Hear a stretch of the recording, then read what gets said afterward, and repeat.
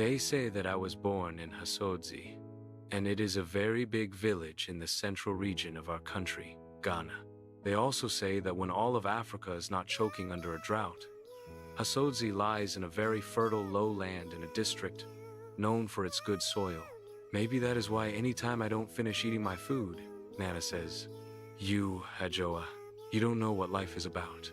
You don't know what problems there are in this life."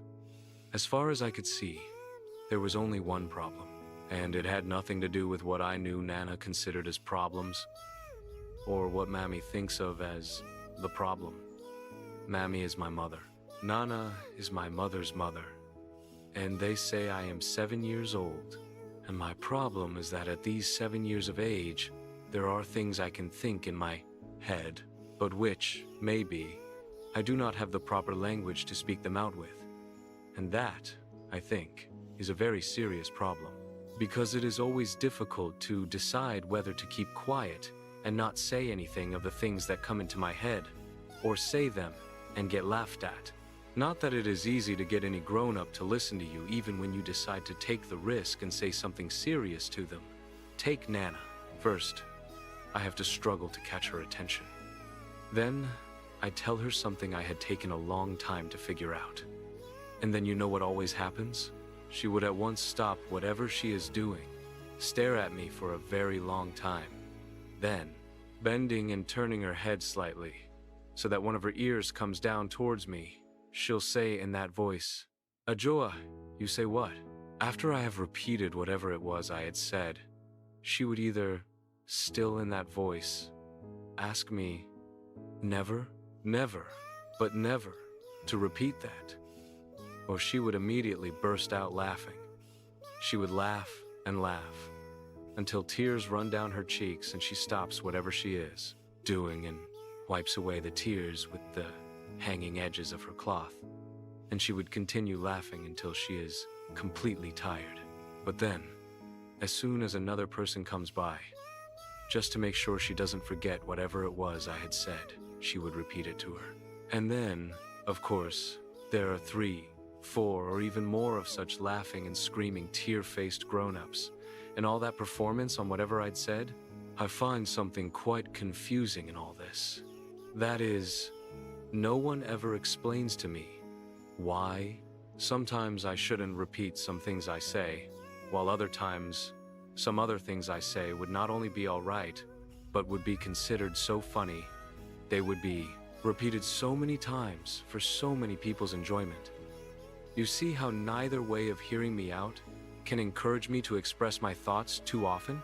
Like all this business to do with my legs, I have always wanted to tell them not to worry. I mean Nana and my mother, that it did not have to be an issue for my 2 favorite people to fight over. But I didn't want either to be told not to repeat that or it to be considered so funny that anyone would laugh at me until they cried. After all, they were my legs. When I think back on it now, those 2, Nana and my mother, must have been discussing my legs from the day I was born. What I am sure of is that when I came out of the land of sweet, soft silence into the world of noise and comprehension, the first topic I met was my legs. That discussion was repeated very regularly. Nana, you know, I thank my God that your very first child is female, but Kaya, I'm not sure about her legs. And Nana would shake her head. Mommy, Mother, why are you always complaining about Adjoa's legs, if you ask me? Nana, they are too thin, and I am not asking you. Nana has many voices. There is a special one she uses to shut everyone up. Some people have no legs at all. My mother would try again with all her small courage. But Adjoa has legs, Nana would insist, except that they are too thin, and also too long for a woman. Kaya, listen. Once in a while, but only once in a very long while, somebody decides nature, a child's spirit mother, an accident happens, and somebody gets born without arms, or legs, or both sets of limbs. And then let me touch wood. It is a sad business. And you know, such things are not for talking about every day, but if any, female child decides to come into this world with legs, then they might as well be legs. What kind of legs? And always at that point, I knew from her voice that my mother was weeping inside herself. Nana never heard such inside weeping. Not that it would have stopped Nana, even if she heard it, which always surprised me, because about almost everything else apart from my legs, Nana is such a good grown-up. In any case, what do I know about good grown-ups and bad grown-ups? How could Nana be a good grown-up when she carried on so about my legs? All I want to say is that I really liked Nana except for that. Nana, as I keep saving, if Ann woman decides to come into this world with all of her 2 legs, then she should select legs that have meat on them, with good calves, because you are sure such legs would support solid hips, and a woman must have solid hips to be able to have children. Oh, mother, that's how my mother would answer, very, very quietly. And the discussion would end, or they would move on to something else. Sometimes Nana would pull in something about my father. How, looking at such a man, we have to be humble and admit that after all, God's children are many. How, after one's only daughter had insisted on marrying a man like that, you still have to thank your God that the biggest problem you got later was having a granddaughter with spindly legs that are too long for a woman and too thin to be of any use. The way she always added that bit about my father under her breath. She probably thought I didn't hear it, but I always heard it. Plus, that is what always shut my mother up for good, so that even if I had not actually heard the words, once my mother looked like even her little courage was finished, I could always guess what Nana had added to the argument. Legs that have meat on them with good calves to support solid hips, to be able to have children. So I wished that one day I would see for myself the legs of any woman who had children. But in our village, that is not easy. The older women wear long wraparounds all the time. Perhaps if they let me go bathe in the river in the evening, I could have checked. But I never had the chance. It took a lot of begging just to get my mother and Nana to jet me, go splash around in the shallow end of the river with my friends, who were other little girls like me. For proper baths, we used the small bathhouse behind our hut. Therefore, the only naked female legs I have ever really seen are those of other little girls like me, or older girls in the school, and those of my mother and Nana. 2 pairs of legs which must surely belong to the approved kind, because Nana gave birth to my mother, and my mother gave birth to me. In my eyes, all my friends have got legs that look like legs, but whether the legs have got meat on them to support the kind of hips that I don't know. According to the older boys and girls, the distance between our village and the small town is about 5 kilometers. They always complain about how long it is to walk to school and back. But to me, we live in our village, and walking those kilometers didn't matter. School is nice. School is another thing Nana and my mother discussed often and appeared to have different ideas about. Nana thought it would be a waste of time. I never understood what she meant. My mother seemed to know, and disagreed. She kept telling Nana that she, that is, my mother, felt that she was locked into some kind of darkness because she didn't go to school, so that if I, her daughter, could learn to write and read my own name and a little besides, perhaps be able to calculate some things on paper, that would be good. I could always marry, and maybe Nana would just laugh.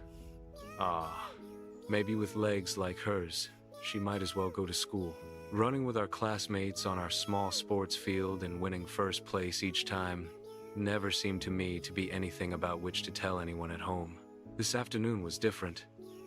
I don't know how the teachers decided to let me run for the junior section of our school in the district games, but they did. When I went home to tell my mother and Nana, they had not believed it at first. So Nana had taken it upon herself to go and ask into it properly. She came home to tell my mother that it was really true. I was to be one of my school's runners. "Is that so?" exclaimed my mother. "I know her." Her mouth moved as though she was going to tell Nana that, after all, there was a secret about me she couldn't be expected to share with anyone. But then Nana looked so pleased that, out of surprise, my mother shut her mouth up. In any case, since the first time they heard the news, I have often caught Nana staring at my legs with a strange look on her face, but still pretending like she was not looking. All this week, she has been washing my school uniform herself. That is a big surprise. And she didn't stop at that. She even went to Mr. Mensah's house and borrowed his charcoal pressing iron each time, came back home with it, and ironed and ironed and ironed the uniform. Until, if I had been the uniform, I would have said aloud that I had had enough. Wearing my school uniform this week has been very nice. At the parade the first afternoon, it caught the rays of the sun and shone brighter than everybody else's uniform. I'm sure Nana saw that too, and must have liked it. Yes, she has been coming into town with us every afternoon of this district sports week. Each afternoon, she has pulled one set of fresh old cloth from the big brass bowl to wear. And those old clothes are always so stiffly starched, you can hear the cloth creak when she passed by. But she walks way behind us, school children, as though she was on her own way, someplace else.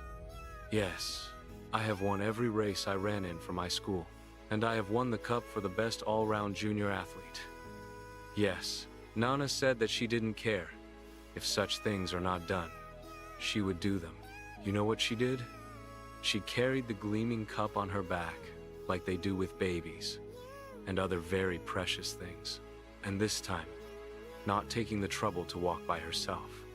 When we arrived in our village, she entered our compound to show the cup to my mother, before going to give it back to the headmaster. Oh, grown-ups are so strange. Nana is right now carrying me on her knee and crying softly, muttering, muttering, muttering, that thin legs can also be useful. Thin legs can also be useful. That even though some legs don't have much meat on them to carry hips, they can run. Thin legs can run, and then who knows? I don't know too much about such things, but that's how I was feeling and thinking all along. That surely one should be able to do other things with legs besides having them to support hips that can make babies. Except that I was afraid of saying that sort of thing aloud, because someone would have told me never, never, but never to repeat such words. Or else, they would have laughed so much at what I'd said, they would have cried. It's much better this way. Acted it out, to show them, although I could not have planned it. As for my mother, she has been speechless.